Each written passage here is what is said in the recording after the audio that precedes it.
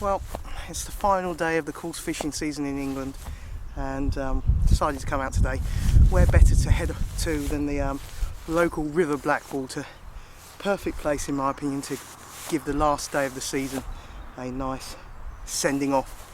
And I'm going to be doing some roving about today, seeing if I can pick up a few fish. Just taking a very light amount of tackle, as I tend to do when I'm roving. Rod, quiver tip rod, link leisure, feeders, small feeders, slightly larger feeders, liquidised bread, maggots, and obviously landing net, compact landing mat on my back, and just going to rove about on a few swims. Right, well this is the first swim that I'm going to give a go. As you can see, the sun's hitting this area quite bright. There's a nice bit of coverage over here. I'm going to trundle a link leisure through there with a lobworm on it and see if I can get a take. It's the kind of area you'd expect the fish to lay up in. Snaggy, lots of coverage from any brightness and coverage from any predators as well, so just right. And then what I'm going to do, give it a little while here, and then I'm going to move upstream and try a few spots further up. But it looks a likely area where you'd expect fish to hold up. Anyway, let's give it a go.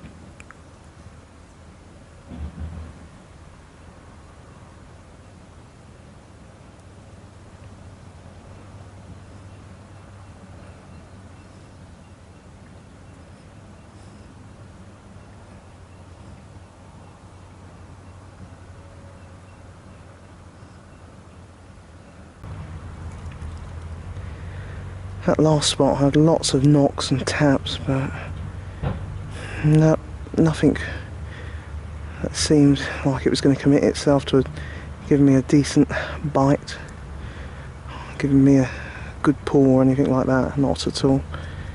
So I've just come up, as I say, and given this spot a go. I think what I'll start to do is head slowly downstream, try a few other swims, and then maybe as darkness falls, move back up, pick a couple of spots and try those. But yeah, it's been quiet so far, but that's how it can be on these small rivers. The fish like to shoal up or hold up in certain spots, pockets of fish. Some spots can have one or two fish in, other spots can have more, and some spots none at all. So it does help to have a proactive approach, in my opinion. See if you can drop in on where the fish are. I think that's important.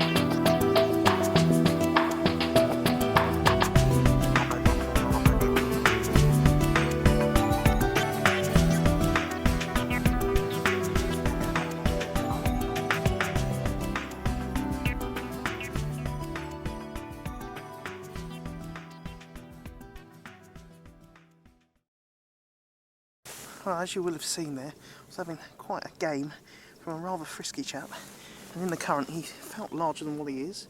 But here you go, £2, lovely condition. So the decision to come downstream, try this spot, you know, before the season ends, give it a go, paid off. As you can see behind me, it's a glorious sunset, and yeah, it's been pleasant, and nice way to see out the season. And as I say, decision to come downstream, you know, paid off, and you know, not the largest fish, but certainly one of the most cleanest looking chub that I've caught, and to all intents and purposes I don't even think it's seen a hook. And that's the glorious thing with these little rivers, and how they get overlooked by a lot of anglers, and there's some cracking conditioned fish to be caught, large and small. And this chap is perfection in miniature, isn't he? Beautiful, absolutely superb. Let's get him slipped back.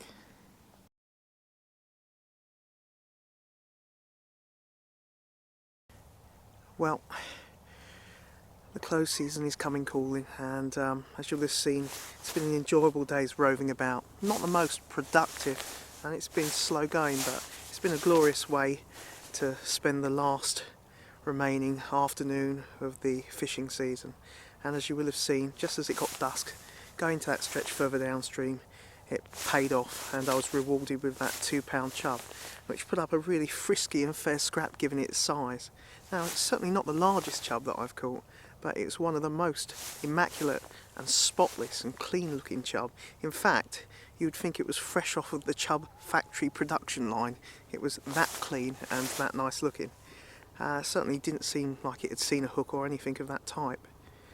But as I say, just going to be heading for the car now, and yeah, it's been an enjoyable course season, and all good things have to come to an end, at least until June anyway.